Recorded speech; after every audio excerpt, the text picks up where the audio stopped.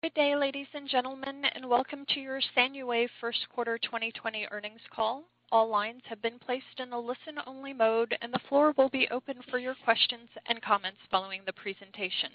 As a reminder, today's call is being recorded. At this time, it is my pleasure to turn the floor over to Kevin Richardson.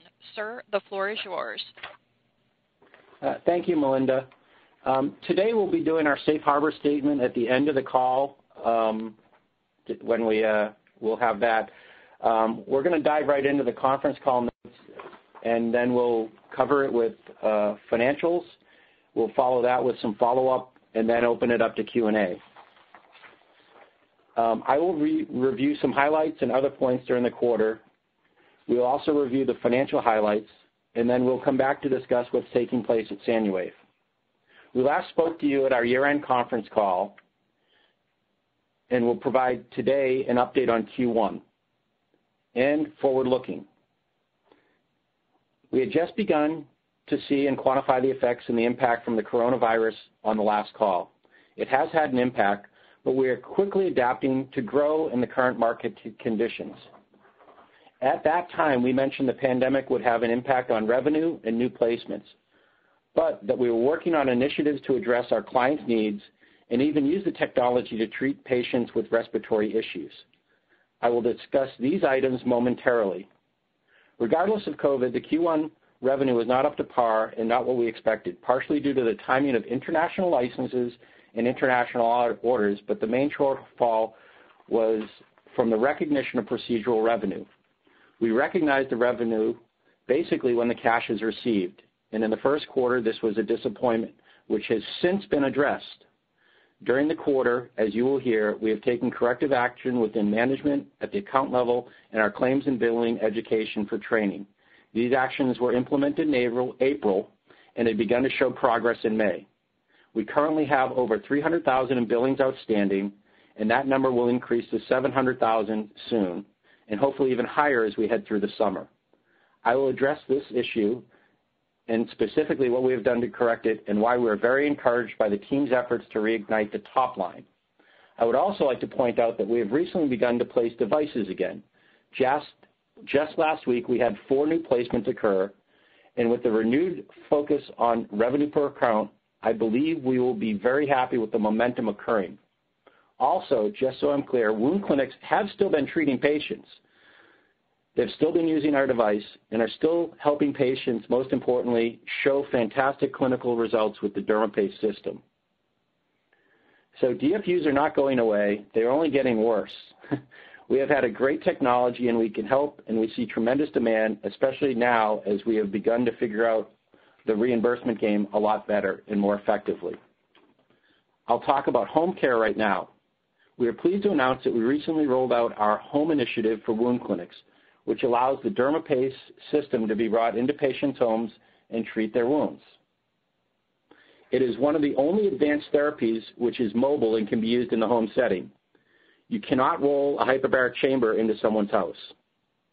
We are rolling this out in 10 sites initially, but we have had a lot of interest from existing and, more importantly, new accounts wishing to get our device so they can treat in the home. These clinics have seen volumes during COVID decreased 10 to 30%, and many have had to look at furloughing staff. The DermaPace mobile solution allows clinics to have their physician assistant or registered nurse treat patients, and they will receive 85% of what they would normally receive in the clinic.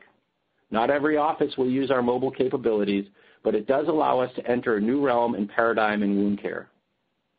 Regarding placements and backlog, as I have mentioned, we have seen open states begin to loosen restrictions, and we're beginning our sale and account managers entering the sites, and the backlog we've developed means we will be having a very busy summer. We'll see an increase in placements occurring in May and June, then accelerating throughout the year. Based on our current backlog, July should resume to the normal monthly placements of over 15 a month. Most important, these sites we are targeting and the training we have instituted will result in faster revenue for the sites and, importantly, for SANUWAVE. We have worked through many of the reimbursement hang-ups that hurt us in 2019 late in the year, and we feel confident to see revenue quickly recover as we roll this out this summer. Internationally, Korea and Italy are our two biggest markets, and they were impacted directly by corona. But as of last week, we began to see some activity out of both. As we have said, you cannot eliminate a wound due to COVID. It just gets worse. So we do expect pent-up demand to kick in the third quarter this year from our international markets. We'll also add a few more countries, some quite large, in the Q3, Q4 timeframe. At 9 a.m. this morning, we also announced an agreement with Sri Parikh. Sri was our president. He's resigned to begin his entrepreneurial endeavor to start a mobile health unit. They will treat wound patients in their van at their home. They will be using DermaPace. They are initially targeting Atlanta but have future expansion plans. The business model looks promising, and we know they will be extremely successful, and DermaPace will become a critical part of their solution. I just gave you an update on revenue and our at-home initiative, which will begin to show up in earnest in the second and third quarters. But given the pandemic, we have taken corrective actions on the expense structure as of May 1st. We have eliminated some positions. The entire team has taken voluntary pay reductions. We have eliminated T&E budgets, and importantly, trade shows are now done virtually, so the cost has been eliminated. Our customer outreach has been with Zoom, Microsoft Teams, webinars, emails, Skype, whatever works to get in front of our customers, all of which has been working extremely well during this downtime. We also eliminated many outside consultants we were working with. These savings are just under $200,000 a month and will extend our runway to get to break even this year. We also expect to receive our PPP, as our bank has notified us that we will. That will be received in late May, early June. So with the lower cash burn, PPP money, international placing orders again, revenue collection being a new focus, a renewed focus for us, we're feeling very good about where we're headed. On the IP and partnership front, as you know, we released a press release about about treating COVID, our respiratory patent, and also proposals for grants to these studies and these activities. We hope to hear from those agencies this summer. We also spoke about nanovibronics on the last call, which is our wound shield product. We are always looking for ways to partner and work with other wound products that can help our patients. We'll have more to update on the new products and partnerships in the near future. Finally, on reimbursement, we have met with over 4 payers since the beginning of the year. We would most likely have some positive news to announce on coverage, but with the COVID crisis, these have delayed the implementation of reimbursement policies. We are confident that once these agencies' load from COVID decreases, we will have new coverage announcements to share. We have a very compelling offer to the states and the MACs and commercial payers. Our device works extremely well and saves money for the system. It's easy to use, and patients like to be healed. Throughout 2020, we have a long list of appointments already in place and set up to help with these reimbursement carriers. It is a large priority for 2020 to get in front of the folks on policy adoption. We will go into detail later, but we have now been paid in over 15 states. The issue has not been policy coverage so much as making sure that the sites are billing correctly and coding correctly at the office treatment level. Claims are being paid, which means we can collect our procedure fee. The issue has been when claims are done improperly, which we began to address in earnest in April and May on an account-by-account basis. Overall, before I go into financials, I want to summarize. COVID has had an impact on us. We are adapting to this new environment with mobile solutions. Q1 revenue was not up to what we wanted, so we implemented changes quickly on how we do business, which is now showing an increase in billings in April and May and driving more revenue in Q2 and beyond. We made other changes in how we manage to make sure revenue per account is the main metric. We lowered our cost structure dramatically. We are receiving PPP money. Orders are coming back. Treatments are picking up. We have kept moving on strategic alternatives. We cannot say everything is rosy, but we are very optimistic. We have made the right decisions for the company to reach our goals over the next few years. To review financials, revenues for the 3 months ended March 31st were $48,000 compared to $177,000 for the same period of 2019. Revenue resulted primarily from sales to Europe of our orthopaste devices, related applicators, spare parts performed by our Italian distributor. The decrease was primarily due to lower upfront international distribution fees as compared to the prior year. This was partially offset by higher sales of spare parts and refurbishment of applicators. Operating expenses for the 3 months were $2.8 million compared to $1.9 million. Research and development increased $25,000. The increase was due to higher salary related to hiring temporary employee and costs of the Poland clinical trial started April 2019. Selling and marketing expenses increased $450,000. The increase in sales and marketing was due to increase in hiring clinical account managers and salespeople, increased T&E for placement and training related to the commercialization of DermaPace, and increased commissions. G&A was increased $390,000. The increase was primarily due to the engagement of specialists to assist with distribution partner searches, increase in legal and consulting fees related to merger and acquisition opportunities, increased D&O insurance, which was partially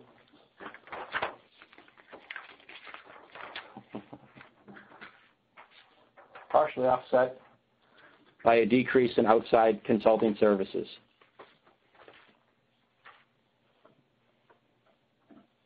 To conclude, after going over the financials, we spent some time at the beginning discussing the environment and the things we are doing to adapt and cope in this environment. I think it is important for investors to know we use data to drive a lot of these decisions.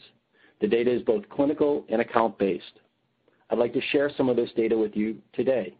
On the clinical front, we have done over 4,500 treatments. The average treatment period has been 6 weeks, roughly 6 treatments per patient. We are seeing wound area reduction of 20% per week, which is extremely encouraging. 35% of the DFU patients are fully or near fully healed at 6 weeks. This compares to our clinical study, which led to the FDA approval of the same time to reach that of 12 weeks. We are closing the wounds 50% faster because we increased the dosage and have done a great job on the clinical training side of the equation. These numbers also do not include patients whose wound may have healed and then was not put into our register. So the number could actually be even higher. The sites are using the device on average 1.1 per time per day when training has occurred, and they are getting paid from a reimbursement standpoint. Other sites, newer sites, are running at 0.5 per day. The main issue is around reimbursement, which we discussed, and is more site-specific issue, not a policy issue. We have implemented changes, as discussed, to address this. We have also had some of our KOLs doing research on perfusion, bacterial load, and other key metrics for wound healing. The results have been great and will soon be published in peer-reviewed journals later this summer. On the reimbursement front, we spent a lot of February and March analyzing account by account what was occurring. The deep data dive revealed that clinically the doctors love the device, patients love the device, but we quite frankly did not do a great job on the education needed up front in filling out the forms and claims correctly. This is a completely new procedure and completely new code, and we underestimated the ability of the sites to understand the requirements for getting paid. Let me be clear, when the forms are filled out properly, the sites are being paid 80+% of the time. When they are not getting paid. When they are paid, the range is between $319 and $1,200 per treatment. The average currently is $528 per treatment. Now remember, we charge $211, so they are making roughly $300 per treatment when they perform the claims process properly. With 3,619 DFUs being treated, doctors would have generated $1.8 million in revenue and paid us $700,000 if the process is done properly. The value proposition is extremely compelling to the sites and to SANUWAVE. But it's also important to note that we save payers money. We save them because our treatment is as good, if not better, and less expensive than the other alternatives. As an example, if we were used in Georgia for Medicaid, we would save the state close to $10 million. It's a huge number. And with our healing rates at that level, they're even more excited about this as we roll out. In April, our new head of sales and team implemented a re-education and training process site by site so we can drive revenue on an account-by-account basis. They have used the COVID down period to help educate accounts and review claims with them. We feel this is now in place and we can move 80% of our accounts to that 1 to 2 treatments per day now that we have fixed the reimbursement issues we were dealing with at the site level. Based on the current installed base, that equates to roughly $3 to $6 million of annualized revenue. The sales team has been incented on this revenue per account, and I believe we'll see a dramatic success as it had already showing up in the May numbers. Before we move to Q&A, let me just review quickly. We have been impacted by COVID like any other medical device and medical services company. We responded quickly and adapted, which will lead to more revenue for the at-home use, open up for new customers, but also help our customers in a time of need. We've lowered our cost structure. We are seeing the recovery beginning. We have addressed our billing issues and are seeing positive results occurring in May, and we'll see placements accelerate throughout the summer months. International is beginning to show signs of coming back, and strategically we're working hard to make SANUWAVE a great company. But most importantly, our goal as a company remains the same, a device anywhere and everywhere a wound is treated, so we can save limbs, which saves lives. Our clinical results have been better than our trial results and are better than a lot of the existing modalities. The renewed focus on execution on revenue will drive that revenue and save many patients' limbs and lives. With that, Melinda, I'm open to Q&A. Thank you. Thank you. The floor is now open for questions. If you do have a question, please press star 1 on your telephone keypad to join the queue. If you're using a speakerphone, please pick up your handset to provide the best sound quality. Again, ladies and gentlemen, if you do have a question or comment, please press star 1 on your telephone keypad at this time, and we'll pause briefly to assemble the queue. Our first question comes from James Terwilliger with Northland Securities. Please go ahead. Hey, Kevin, can you hear me? I can hear you. How are you doing? Good, fantastic. You can hear me. So, good. Yeah. So my first question is really about, in the press release where you talk about moving to home care. Can you talk more about what are the initial 10 sites, and how does that progress work from your standpoint, moving from the clinic to trying to treat patients at home? Sure. Thanks, James. So it's not moving from clinic to home. We'll be treating in the clinic and at home. And so it's an opportunity to incrementally add revenue and treatments to our business where the clinics have patients who are unwilling or incapable of coming into the outpatient clinic setting. Most of the sites we're working with have been wound centers, and they're all driven by a lot of patient flow. These are patients who come in once, 2, 3 times a week. These are wounds that are chronic. They're nasty, and if they're not treated, they will become infected.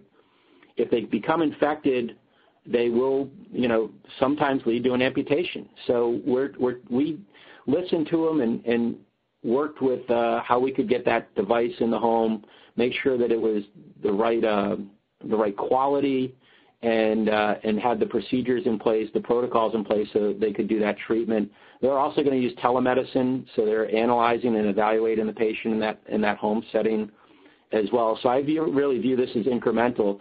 The reason it took us until only last week to get it done really was it had to do with CMS and what they were willing to pay, and making sure the right documentation on the paying was done properly. So when they came out and said, effectively, the site will be able to bill as if it's in a clinic, but at 85% of what they would normally get, because the alternative person who's treating them is a physician assistant or a registered nurse instead of the physician. That was really what we were waiting for. We'll begin rolling those out this week. Since we've announced it, we've had other sites come to us and say, hey, I didn't know you could do this in the home. Tell me more. I think it's going to be a great lead generator for us, as well as more sites that want to use it mobily can then be sites that could use it in their clinics when things do return back to normal eventually. Well, that's very interesting in terms of the shift as a lot of companies are going through it with COVID. What the press release with mobile health systems? Can you expand a little bit more on what that means for SANUWAVE? Yeah, sure. So our former president, Sri Parikh, has gone off and started a company called Mobile Health Systems. He's got a lot of wound care background, orthopedic background, and they're retrofitting certain types of vehicles so that they can work with local clinics, local doctors, hospitals, and become their mobile arm, be able to go out with the best quality devices, dermaPACE, and other types of treatment modalities so they can go and deliver patients treatment. They're targeting Atlanta initially, and I know they've got an aggressive rollout plan that should be extremely positive, and so it's exciting to work with someone that we know, we trust, and are willing to, who knows our product extremely well and knows how it'll work. So, we're excited about that opportunity, and again, there'll be other opportunities like that. This is one where we're going to, I think it'll be really beneficial. It'll also help us because as companies like Shree's are out there, it'll lead to new sites that we hadn't even targeted becoming customers. And it's about adding that revenue to the mix. That's really what we're talking about right now. And then my last question, I'll jump back in queue. You've already announced some in-licensing of products. How does that look now with what COVID has done to not just public companies, but also private companies? I would believe that a lot of companies are looking for some sort of strategic relationship right now with what's happened on the capital side for both public and private companies. Can you talk at all about your ability to in-license products or your appetite to in-license products as we move through 2020 and 2021? And then I'll jump back in queue. Thank you. Great. Thanks, James. So first and foremost, the team we have on the ground is very focused on making sure account by account we're doing the best we can for our customers in treating diabetic foot ulcers, and they're doing a super job engaging in this tough time. But we also know that there are lots of opportunities that exist today with smaller companies that don't either have access to capital or don't have a distribution channel like ours, don't have a partnership like Amethyst, don't have an international footprint. So many of these smaller folks that we've developed relationships in the wound care space over the years, some go back 10 years that we've been talking with them. We're all realizing that there's some economies of scale that can be driven when you start to cross-license each other's products, whether it be the Nanovibronics is a great example. We've known their CEO and chairman for years. Their focus on Pain Shield and Uro Shield is extremely important. They're getting tremendous traction in that area, but they weren't going to be able to build a sales force to focus on Wound Shield. And so we worked with them on bringing that in, and it will add one more product, one more service that's very complementary. So, James, when we're looking at these, we're really looking at what's complementary and what's not a commodity. So it has to have certain criteria for us to partner with someone. It has to be something that's complementary to our product, which is dermaPACE and how our system works. And it has to have, it can't just be a commodity. We're not going to go into the dressings market. There's, 60 different dressing companies, and I don't think SANUWAVE is going to be able to compete with 3M. Just crazy guess. They probably have a little more scale than we do. So we're going to focus on unique opportunities that will be beneficial. We've got a great team at SANUWAVE of people who can look and analyze these situations on the clinical benefits, and we also always leverage our KOL network, our clinicians and advisors that we're tight with to help us when we're analyzing opportunities. I would say the opportunity set right now is extremely high, and we'll have more to talk about in the very near future on that because there are some things that could be transformative for us out there. But as you know, it's never done until it's done. So we're going to continue to explore opportunities and see how it's about finding product that's value add that we can bring to our clinics and help patients. Yeah, it's never done till it's done. But, keep up the good work. COVID-19 has been difficult for everyone. It seems like you're almost on the verge of the other side. I'll jump back in queue. Thank you for taking my questions. Take care, Kevin. Great. Thank you, James. Next, we go to private investor Satyan Shah. Please go ahead. Hey, Kevin. How are you? I'm very good. How are you doing? Good. I just wanted to sort of make sure, in terms of reiterating what you feel for the company in terms of profitability, like, is your projection still sort of third, fourth quarter that SANUWAVE becomes profitable? And then on a bigger scale, looking out a year and a half from now, if we sort of look at from a bigger picture, what does the company look like to you after a year with all this stuff having passed now with COVID? Yeah. The goal is still to get to profitability. We're very fortunate in that we've been through the whole cost savings thing for, I don't want to say for 10 years, but we know how to do that really good. We've learned to survive that way, and so for us, we're the cost cutting we're good at. So we've cut costs where we can just focus on what's going to drive revenue. I think knowing what we've implemented and the sales teams implemented in April and May gives me a lot of, I don't know if it's Q3 or Q4, but I know we'll get there this year. I mean, we know we need to. We know that we're seeing good traction on the revenue side now. Again, it's slow because we're kind of starting from, I don't want to say scratch, but I think our approach wasn't necessarily, we didn't focus on that account-by-account basis, and that's what we've done, and that gives me a good hope to get there. The break-even for us is not that high, and so it's not that much of a stretch, and we have a pretty good installed base of customers that we can get the revenue to get the break-even from.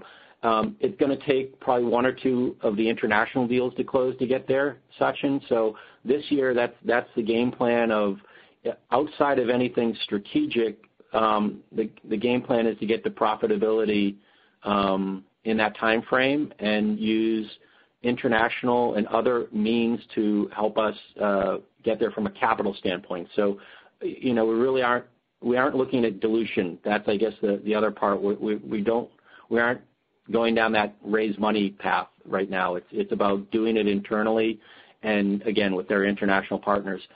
Where do I see things in a year from now, year or two from now? I still think that, this has been a speed bump in some regards relative to our 3 to 4 year plan of getting to $100 million, but it's just a speed bump. Our clinical evidence has been coming in tremendous, better than any of us internally even thought. We were kind of joking recently that how well our product works, and it's exciting. So I think you'll still see us drive to get to the 2,200 sites. I think which are the wound clinics that manage they're the hospital outpatient wound clinics, so that we can be treating patients on diabetic foot ulcers. We'll also, over time, be adding venous leg ulcers, arterial leg ulcers, pressure ulcers. These are all areas that we know we can treat and help the patients. And so we'll continue to go down that path, and we're going to do the rollout so that we do it in a way that we're not, hurting with shareholder money. There are some other wound companies that have gone a different route where they raise a lot and kind of through a lot of different clinical projects, different sales forces, and they're now cutting, and we're in a different opportunity where we're finding different ways to get clinical support and evidence in a creative fashion, not necessarily the full-on FDA study side, but using the tools that exist, the technologies that exist out there in the wound space to help us understand the patient better and how dermaPACE works, but also helping the clinicians and the reimbursement world, and that's really the most important, the reimbursement world, understand the benefits of dermaPACE and what it brings. And I'll tell you, we've had some great meetings with the different Blue Cross Blue Shield organizations, and and they're all extremely happy when they see an alternative. And there really haven't been many alternatives that come on the wound care market in a decade. And so we're something fresh and new that can help them save money while at the same time helping the patients tremendously. And that's what we're really focused on. Sounds good. Just one additional question is, what about the other uses for shockwaves? Like, how is that being implemented or part of your plan over the next year or two in terms of biofilm and, using it in other different ways? What are your views there? Well, as you know, we have 80-plus patents. Our team and science team has done a great job expanding where the uses could be. And again, the focus right now is very singular on diabetic foot ulcers from a sales, marketing, and account support perspective.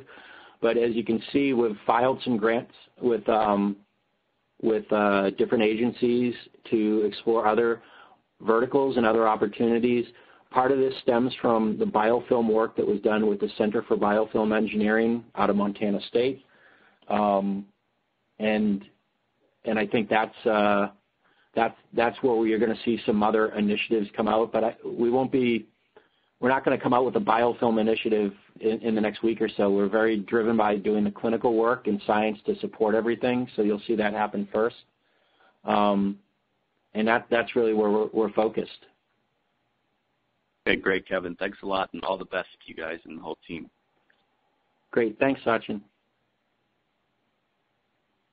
Mr. Richardson, at this time we have no further signals for questions.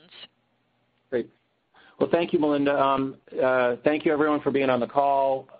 Just to summarize, we've gone through COVID. We're seeing things start to pick up again. We've addressed it by being adaptable to the situation. And we're still focused on the diabetic foot ulcer market and really making a name for ourselves in wound care, both on the strategic front, through partnerships and other opportunities. And I also look forward to speaking to everyone in about a week or so when we'll have an announcement on those type of initiatives. So looking forward to talking to everyone in about a week. Thank you. Thank you. This does conclude today's teleconference. We thank you for your participation. You may disconnect your lines at this time. Have a great day.